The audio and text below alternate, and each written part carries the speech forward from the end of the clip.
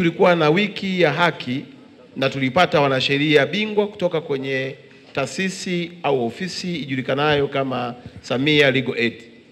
Wanasheria walikuwa zaidi ya 200 na waliongezeka pamoja na watu wa Tanganyika Law Society. Kwa kuwa yale mambo hayakuisha